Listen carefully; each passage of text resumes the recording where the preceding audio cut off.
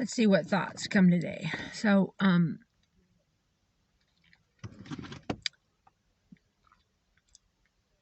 this lifestyle that I live is a lifestyle of rolling into myself, right? Every day. It is alone. It is untouched. It is going into the machinations or the joy or the experiences of one's mind. You roll into layer and layer of grief and dark night of the soul, year after year, layer after layer. And you do this for your entire lineage.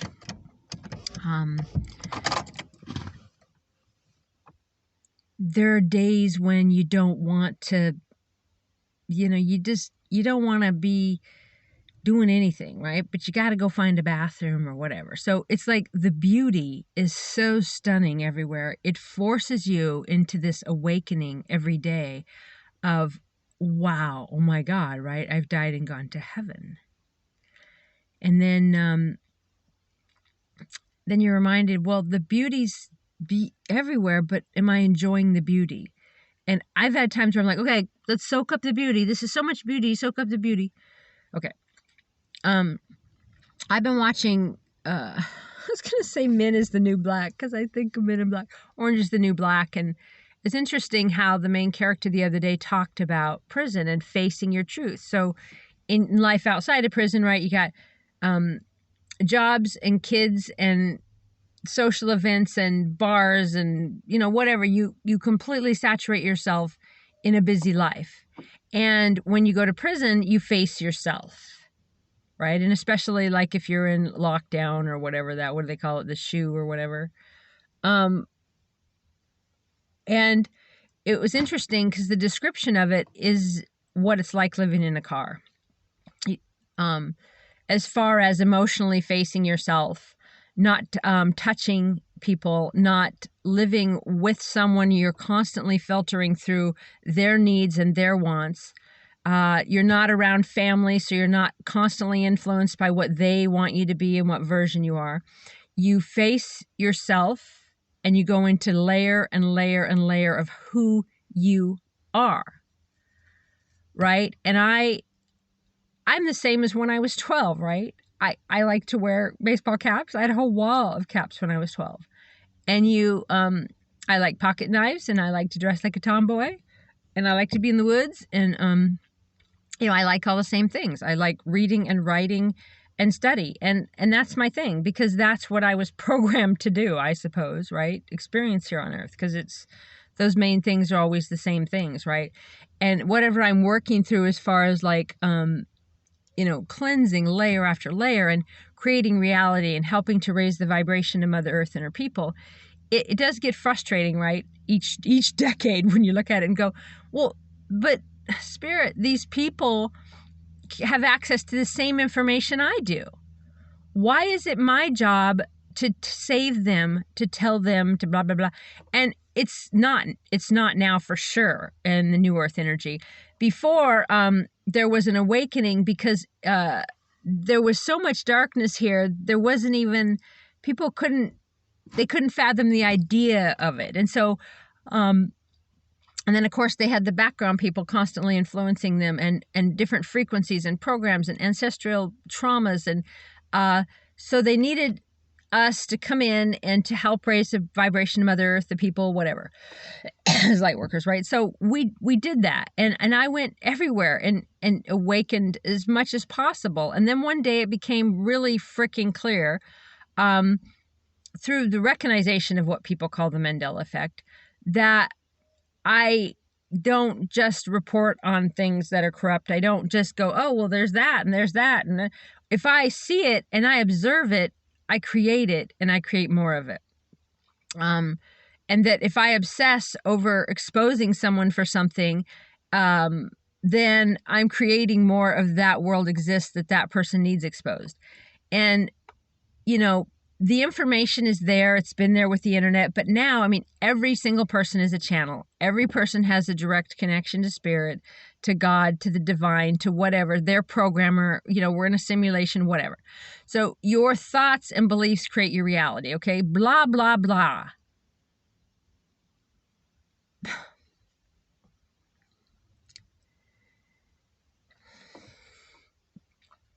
I teach it and I preach it and I change lives every day. And I don't always feel positive. I teach it because I know that people shift worlds. I've seen people shift immediately from having cancer to not having cancer, like within 24 hours. Oh, the test was faulty. No, their belief, right? And so,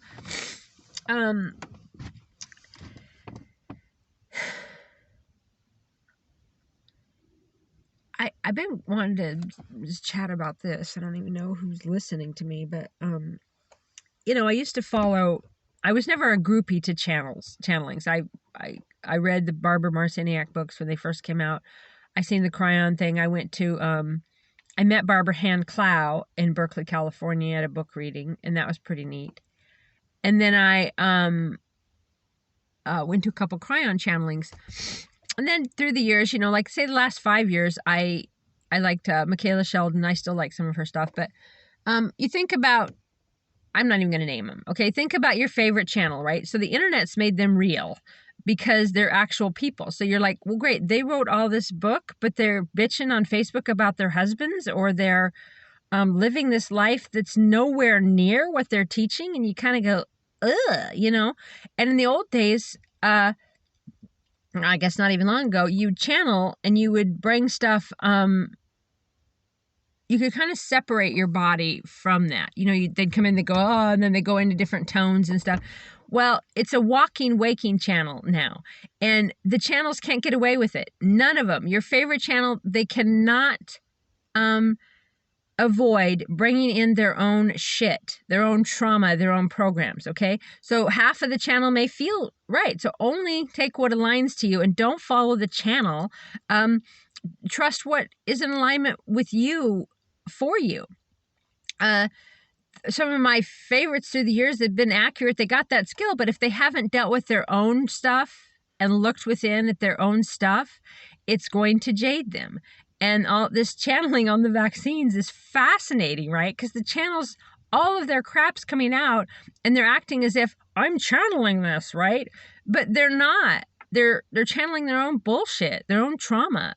So if something feels wrong for you, to you, it is. And the only thing that you keep coming back to is going, I trust myself. Either I trust myself or I don't trust myself, right? And I chose a lifestyle the last 7 years of alone, of deep study. And my whole life I'd studied, spiritual information and books and channeling. And when I got in the vehicle, I studied the ether. I studied the biofield. I just sat there like someone who would watch Netflix. Okay, I had phones. I like to look at messages. I like text, who's texting me. And then I just quit it all. And for the first couple years, I had one person I talked to, and that was it. Sometimes on the phone, or daily or weekly or whatever. Didn't even have a good phone like I do now. And I just studied the layers around my body. I went into grief. I went into fear. I went into panic. That was after, that was first couple years in the vehicle. But the first couple years in hotels, it was like living out of a bag, right? And constantly moving. And I could see the bigger picture. I could see, like, I was getting to know so much about people and humanity and people who worked at hotels and people who come and go, and just how it all is energetically, and deep study within myself. And how people react is so interesting, right?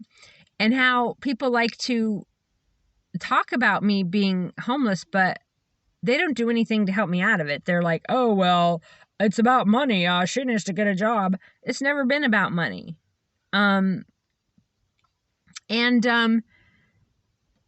Today, the reason I turned this on is because it's like no matter where you're at and no matter what layers you're going through in life,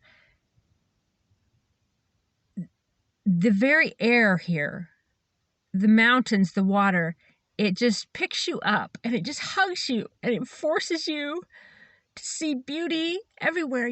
There's no way to deny beauty. And in beauty is love.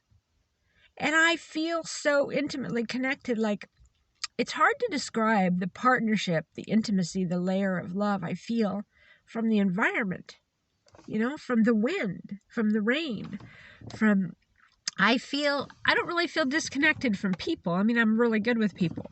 When people come up to me, they know they're supposed to talk to me, and I just go, blah, blah, blah, blah. I have all this stuff, and I do all this healing, and they go away changed, right? Happens to me all the time. But in general, I just don't enjoy socializing. It's not my thing. I don't like it. I prefer one-on-one, and I prefer deep, stimulating conversations. But even that anymore, I don't really even care, because I've seen so much of the other side of the veil, and I know how it all works. And to go back to any sort of a regular life, no. And this changeover from leaving, what they say, the fifth sun going into the sixth sun, this level of this layer of ascension that, let's say, all of us light workers, those who believe in the Galactic Council of Light, all that, had followed. There was when you know what I mean by the events going around energetically January 20th. So what happened was, and this is brilliant, right? We did this. We created this on the other side. They looked at humanity wasn't really ready, right? So we had to kind of slow the whole machinery down to awaken more people because, oh my God, shock, they weren't really awake. And we'd already hit the 51% mark. So we're definitely moving in that direction. But it's like, wow, right? The people that are willing to go along with it, it just was like, whoa. So we had that. And I forgot what I was saying.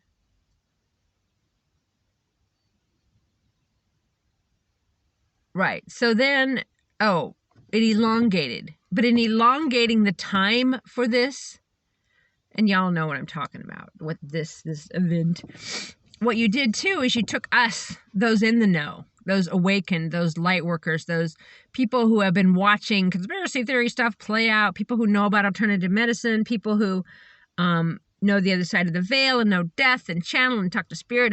We know this whole other level, right? And some of us have worked on our 3D stuff to get those programs and clear them out, and some of us in that community have not. But this elongating of this next transition made us all face more dark nights of the soul. And in layer after layer after layer that we move through, we cleanse that for all of humanity, and we create a cure. So whatever you've went through that seemed traumatic, and people have went through some horrific things, there is a comfort in the knowing that you're creating the cure. So when you lay in a car for years and you go through dark nights of the soul and you face demons and you face darkness and you face light and you face joy and not knowing what to do with it, and you face all of these layers and levels of things,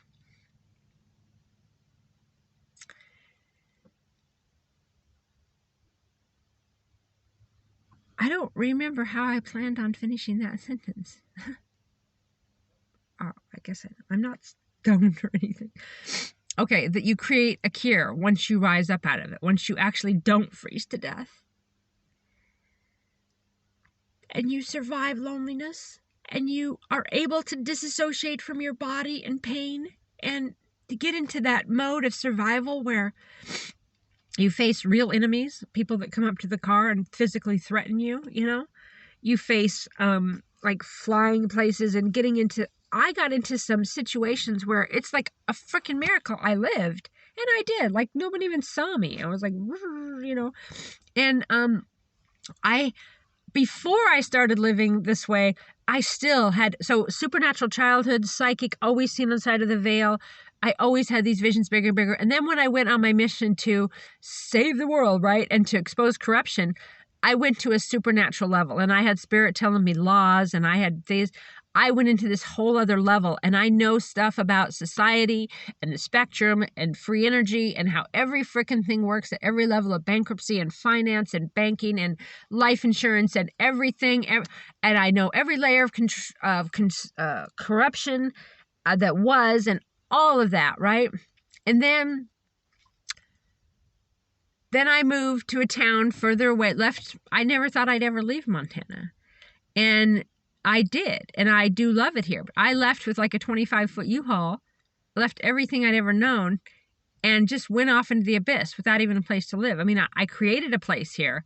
That was in 2012.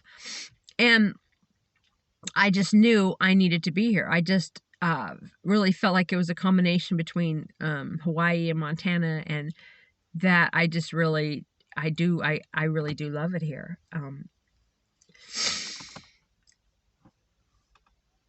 I guess I forgot what I was saying. Oh, so then being the vehicle after that layer of corruption and understanding society and how it all works.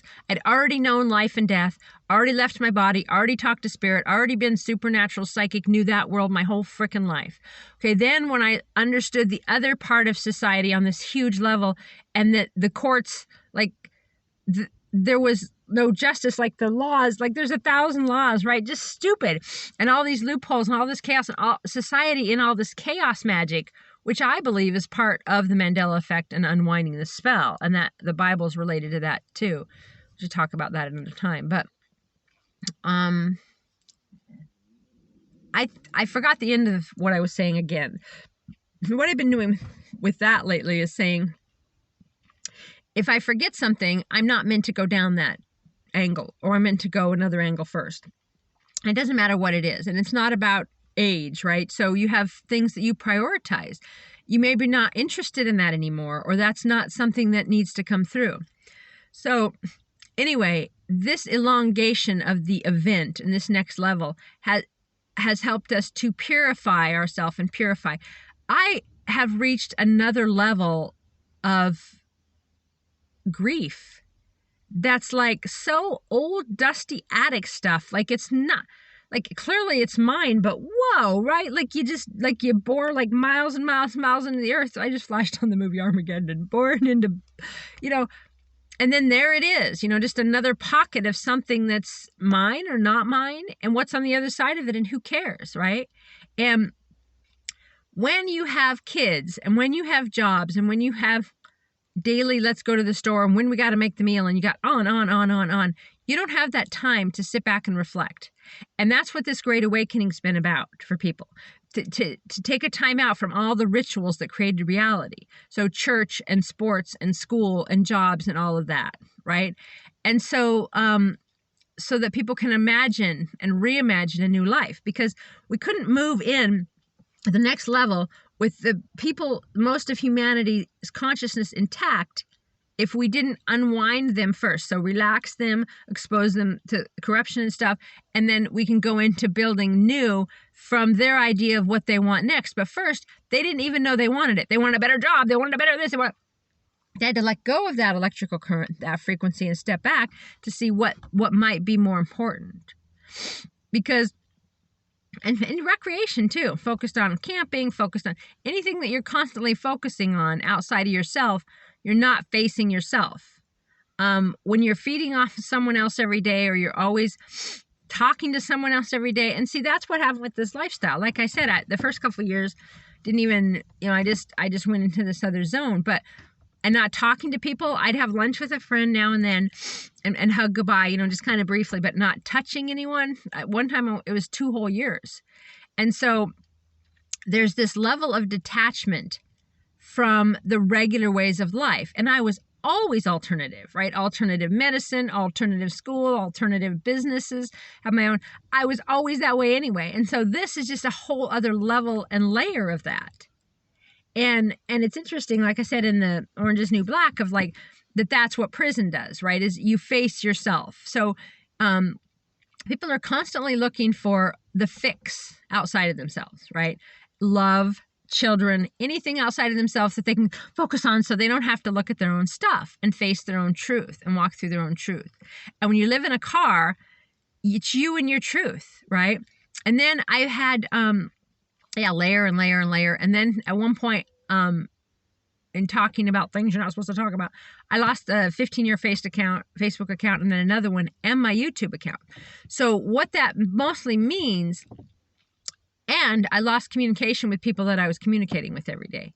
So it was this, you're addicted to, maybe in a way, but so I never had anything feeding to me anymore. So after 15 years of things I joined on Facebook feeding me the things that I like, I started a new account. I had nothing. So I'd go, okay, well, wait, what do I like now? And then go and actually look up, okay, what do I like now? And what am I interested in now? And then you get kind of the Joneses. Like I used to play poker, or like people might get with cigarettes, because you're like, oh my God, who's texted me? Oh, nobody's texted me. You don't have any friends anymore. Oh, well, nothing's going on because there's nothing fed to you. Well, what's going on in the news? Nope, no news feed, no nothing. And then you just let go. Let go, let goddess, right? Just get in the flow of the river and just see where it goes. And yeah, I can run this direction and I can run that direction. And I have people that want me to go here, people that want me to stay there. And I have people that want to date me over there, people that want to date me over there. And I have opportunities everywhere. I'm sitting in it, and I'm madly in love with the environment, and I'm letting layers and layers of grief come out. And of the way you thought things maybe should have been, would have been, could have been, and easily could distract myself with just getting into a relationship. Okay, let's have a regular job, and then we meet coworkers, and then we have friends, and then we all go out to dinner, and then we date people, and then we just become part of their life and their family and everybody's drama and everybody's distraction. But that's not what I want. That's an easy kind of a cop-out, focusing on everyone else and everything. And then at the same time, you wonder, are you even letting joy in, right? And what is joyful? What do you want to do? And that happened like around 30, where I'm like, well, I don't even know what I like to do anymore. Well, maybe you like to do something different, get something different on the menu. Try different things. But it's so interesting. At 50 years old, I still gravitate to the same things, right? I love to write poetry. I have novels. It's impossible. It's not impossible, but it's so hard for me to sit down and write my novels and my stories because I have so many going at once.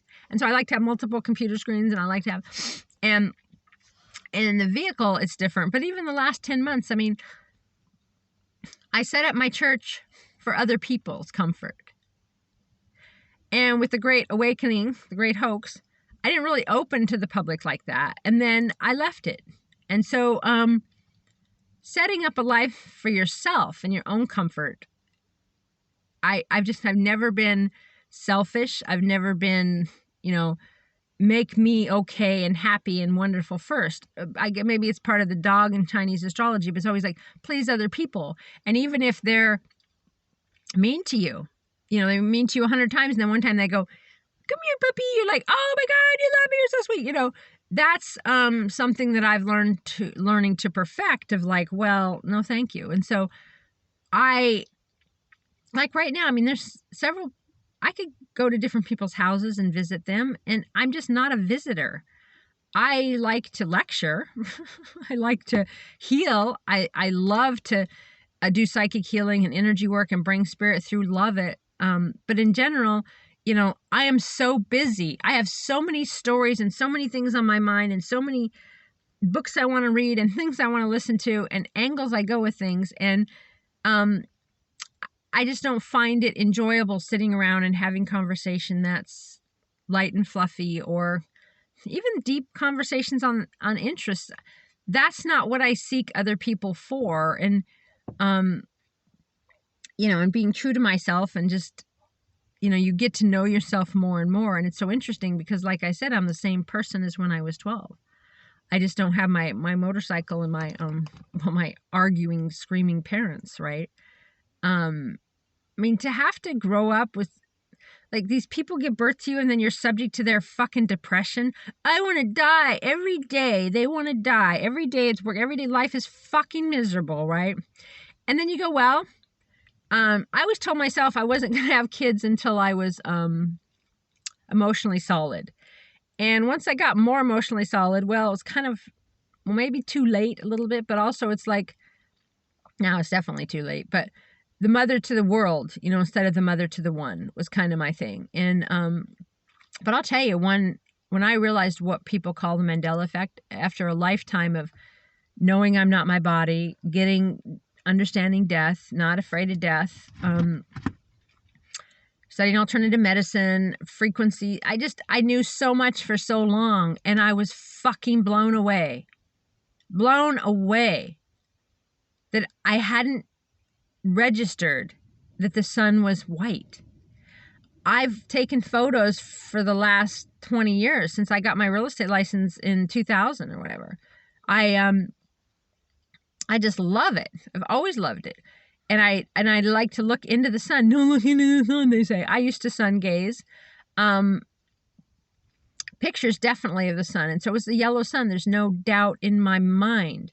And I don't know when it shifted white for me, but I remember the different colors in the pictures. So now there's like almost like rainbows in it. And moving to a place where there's double rainbows and the air is different. Everything's just different. But the white sun changed the look of everything. And I didn't really even notice it until my close friend asked me if I'd heard of the Mandela effect. And even then I was a bit of a stubborn ass. I was like, well, you know, I always teach her stuff and she's always open to it. So I think I'll check this out because, you know, it's something that she's mentioned. And I was like, what? Right? One day there's a house that's been there for 100 years, 100-year-old farmhouse, and the day before it wasn't there. The sun is white. We're on the Orion arm. We're not on the Sagittarius arm. We've moved thousands and thousands of light years away. What the fuck? My heart is in the center, not on the left. What the fuck? The year before, a couple years before, I had heart tests, saw the ultrasound. The only reason the EKG was a mistake. They said I had a heart attack because they put the EKG on me wrong. And in the reality where the heart's in the center, they'd never put the EKG in that location. So I knew for sure and recent the location of the kidneys. There's tons of, star systems, and Bible, Lion and the Lamb was a big one for me. And there's so much supernatural stuff in the Bible, you know, and just shows. And when I tell people now some things, they're blown away. When they finally find one, they're blown away. You know, a lot of people still Bernstein Bears or Sex in the City, or because some people don't even necessarily know their anatomy, and the sun, they're like, well, sometimes it's yellow, sometimes it's white. Well, no. I mean, maybe now there's different lightings and things, but in general, the sun is white now. And people, when they register it, they're like, I had this one couple tell me, I talked to them stuff for days about it, and they'd, obviously I was staying with them, and they, and then at one point the woman said, well, okay, so what? So what if we know? Okay, so yes, we know we've shifted realities, but then what? Right. I get that. But for me, it was like, well, if I'm creating reality, then I'm done with y'all, you fuckers. It don't fucking matter. Nothing outside of my thought patterns matter. Nothing outside of my belief matters because I project reality.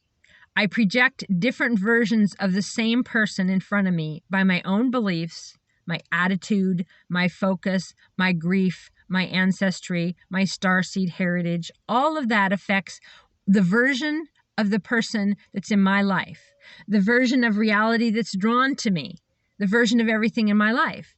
And so the more I went into it, layer after layer after layer, strips away everything, right? To where you get to that moment of $0 where you don't know if you're going to live through the fucking night, right? And I now know what it's like to freeze to death. I didn't, obviously, because I'm still here. But where you wake up and the layers of meat on your body are just so fucking cold, all the way down, and all that's really pulsing is your core. I learned that. I'm separate, how to separate myself from my body in times of cleansing and pain. And this one time, very profound, spirits, I was going through some pretty intense pain, physical pain. And spirit's like, you're not your body. It's not your, actually the exact quote in my mind was, it's just your body. And I'm like, well, yeah.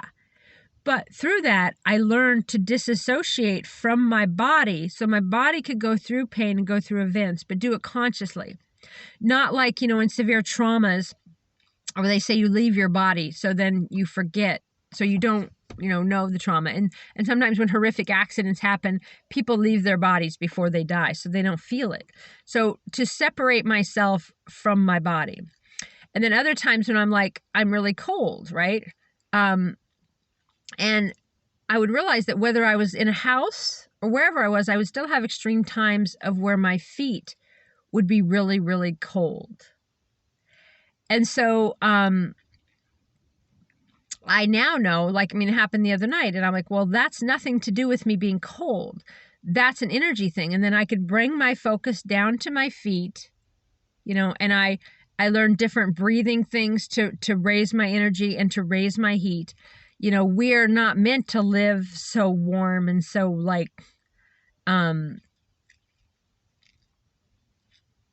anyway, I kind of lost the plot on that one. But when you get to those moments where you think you might cross over, I always thought freezing to death might be a good way to go. But about a year ago, a really close friend of mine died, froze to death. And I know death, and I get it. But I was shocked. She went up in the mountains. I don't know if she took something or what, but she changed her mind and decided to walk out. She just laid down or fell down in the snow, and she froze to death and died. It shocked me. And so I get death, but I still grieve it, when things like that shock me. And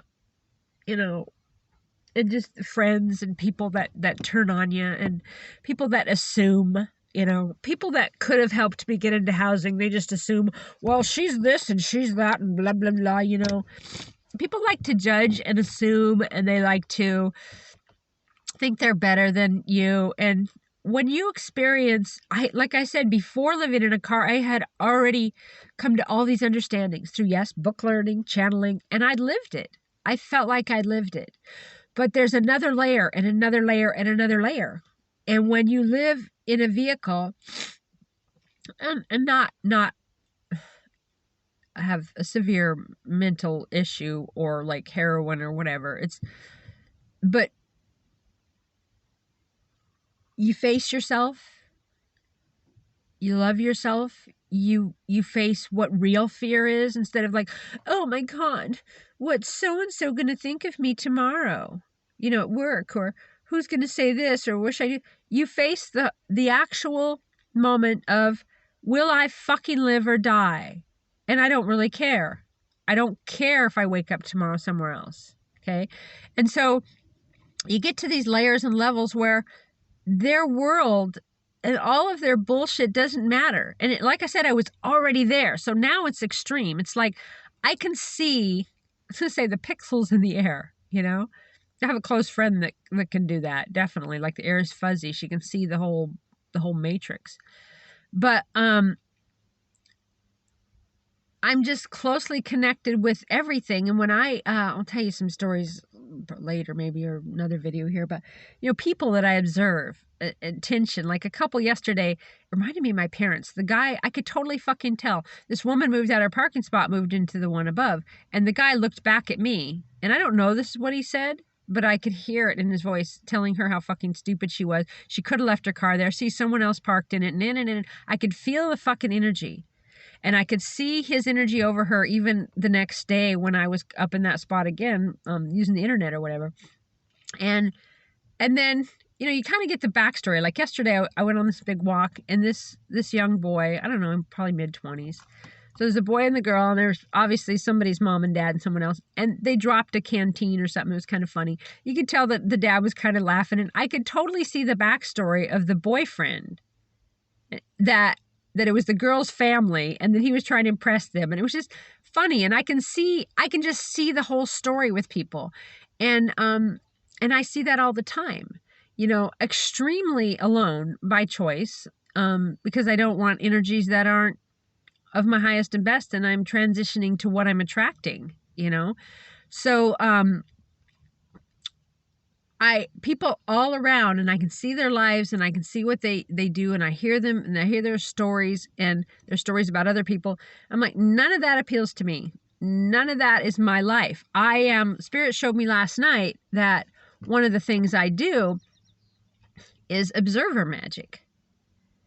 And the double blind split theory or whatever, where the scientist, anyone really, you affect everything you see, whether it's a scientific experiment or anything anyone's doing. And so when I see and I witness those moments, I change them by just watching them. And I remember it was quite a few years back, and I was at a coffee place in Fort Townsend, and for some reason people think because you got your headphones on, you can't hear them. Or if you're in a reading, you can't hear them. And this guy was being a total fucking dick to his wife. And it was a big table, so they were sitting next to me. And, bitching about some fucking stupid thing like chicken for dinner. And she was just so beaten and whipped and abused, and it was over what was for dinner, And he went to go and look at some of the knickknacks and the coffee things and whatever in the place. And they're like in their 50s, like 40s, 50s, they ain't young. And he told her to stay there. Like she was going to get up and go look at stuff too. So when he left, I said, he's abusing you.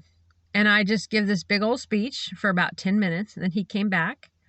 And I talked about real estate or something. And then I went back into my zone. And it was very validating for her.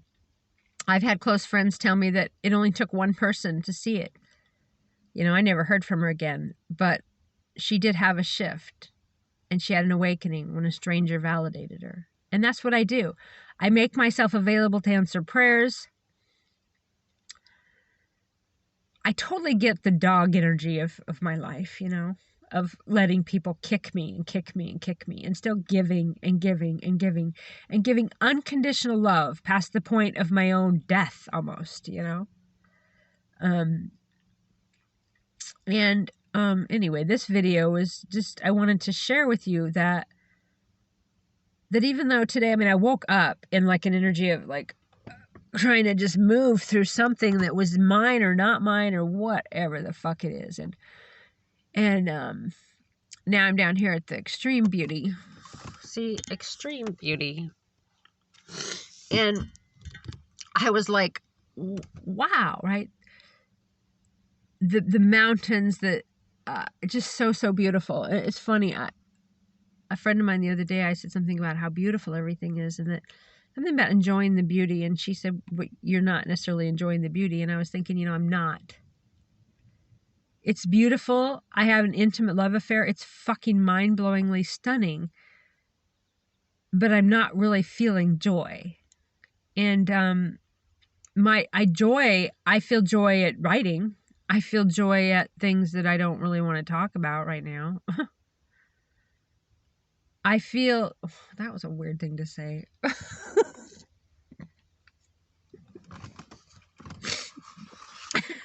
Apparently even the thought of it. Excuse me. Yeah, she's going to blow her nose off camera. Yeah, I could shut the camera off, but who fucking cares? You want some honey?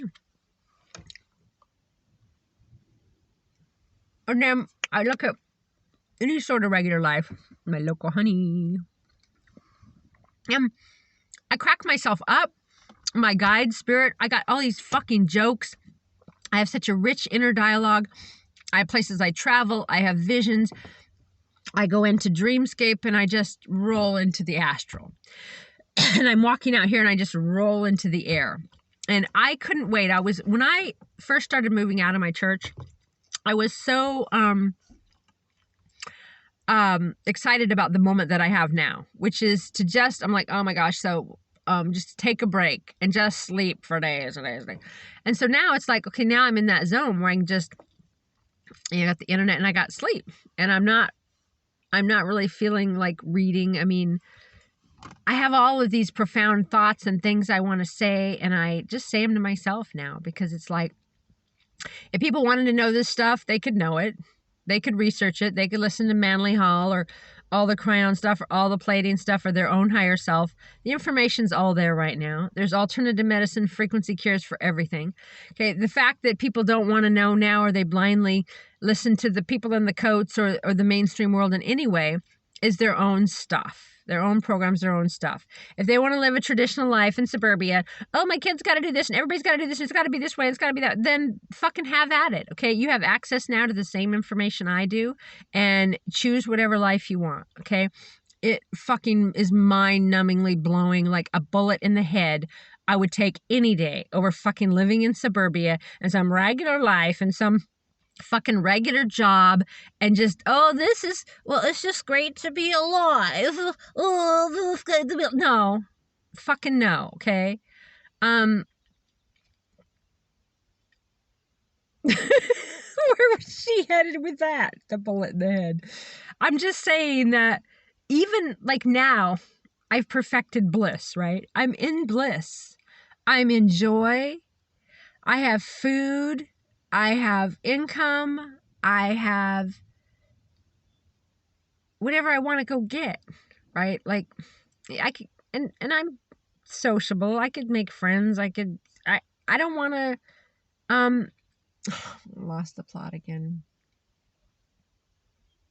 Oh, that I'm in bliss. Right, but I want, this is the vantage point where you put more things on the menu, because I love this bliss and I love rolling into it, but it's time for change. It's time for radical change. And my clear spiritual guidance is to not make a move. Just take June and rest.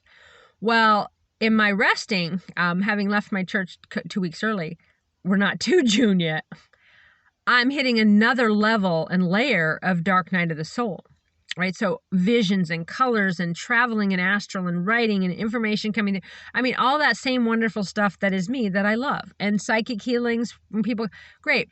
But there's this other level and layer of stuff, and it so doesn't feel like it's mine. But whether it's mine or not, I'm processing it. And it is what it is. So anyway, this video's long, in case you didn't know. So I'm going to say goodbye.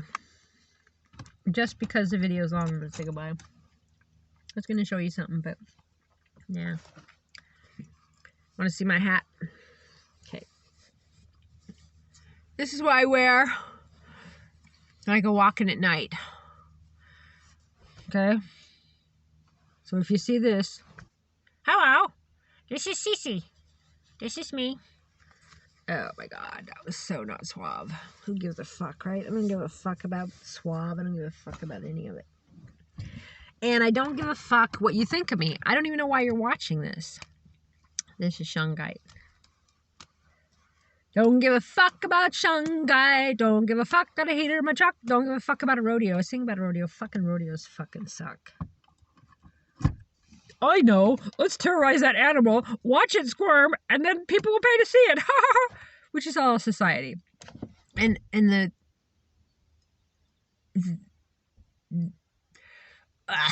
okay, we won't go there. I was going to get political. You could just kind of understand, right? You get it, you get where I'm at with it. You just like, you're picking up what I'm laying down. Oh, people like to do this. All right. Well, later, I'm going to burn this whole thing now. Kidding. All right, bye for now, whoever the fuck you are. Why are you watching this? Why are you watching this and not talking to me? Why are you watching this and not doing this shit? You scared to be alone? Scared to live in a car, so you're going to stay in hell? Who are you? And why in the hell would you stumble upon a video with Reverend Crystal Cox rambling about living in a car? I haven't even started because I didn't talk about it for 5 years, didn't have a phone. I don't know what the fuck. Anyway, I could make any excuse I want or lose my voice, whatever. The point is that until this local guy, homeless guy's dog was taken by the city, and I was witness to something they were fucking lying about, I didn't out that I was homeless because I thought it was kind of a security thing and it was just different things to just be on the down low. And when they give you a warning on the car, just move along, shuffle along. And now I'm like, you know what? Fuck you fucking fuckers. This is the fucking law and this is the rights and fuck you. So I'm blending in my metaphysical mystic sage with the investigative blogger, and we're merging, right? We're merging parts of my body. And so yeah, July is going to be something fucking new and different. But June, well, you see, I get to be in bliss. And I am. I'm in paradise. I'm in bliss. I'm happy. I'm not going to freeze to death. I feel great relief. And as I'm processing the last year, I'm a little bit like, what the fuck? I mean, so it was just a rendering, right? Just to keep stirring the cauldron, because now I'm back in the car full time. You know, I was at my church during the day last 10 months. And so it's like, I don't remember, but it's so profound if I was to remember. Oh, it's the rendering. So it's another level and layer and layer and layer and layer. It's great, intense alchemy of the purest, you know. And if you've seen that video the other day where I said these new colors I see over the last few years is a saturation of thousands of timelines of that color. Spirit showed me that that's what our timelines have been doing. You know, you check out the Dolores Cannon stuff. There's a lot of cool stuff on all the multiple timelines and parallel universes and collapsing into one beautiful saturation of everything we've ever loved. And that's what we take with us in consciousness when we cross over. Anyway, a bit of a ramble for today, and I will let you go because, you know, I got a hold of you. All right. Bye-bye.